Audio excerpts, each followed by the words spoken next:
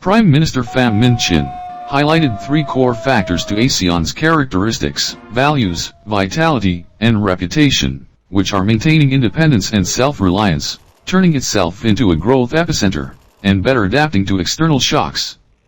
He made the remarks at the opening session of the 42nd ASEAN Summit in Labuan Bajo, Indonesia, on May 10 morning. The Vietnamese leader emphasized that strengthening solidarity and unity should be the key task for an independent, self-resilient ASEAN. Given risks and uncertainties of the global economy, the PM stressed the urgent need for the 10-member grouping to expand the intra-market in order to promote recovery and sustainable development.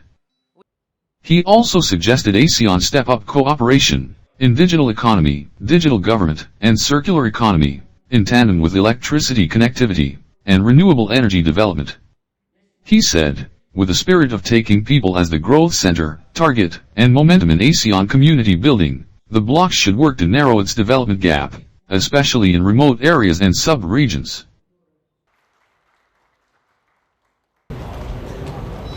Addressing the dialogue with representatives of the ASEAN Inter-Parliamentary Assembly, Prime Minister Chinh outlined three orientations for enhancing the effectiveness of coordination between legislative and executive bodies.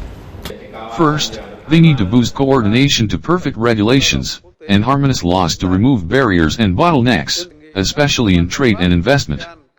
Second, it is necessary to review and increase legal frameworks to facilitate intra-bloc labor flows. And third, in the face of the increasingly complex international and regional situations, AIPA should maintain solidarity and close coordination to join ASEAN in protecting and upholding the bloc's principles and common stances, he noted. At the dialogue with the youth, the Vietnamese leader affirmed that Vietnam pledges to join other member countries in creating the best possible conditions for the youth to develop, have their voice heard, and engage in making decisions about the future of the ASEAN community. The Prime Minister also proposed the ASEAN community be turned into a learning community to help the youth develop their skills, and into a creative community, so that the bloc will become an incubator for young people to bring into play their creativity.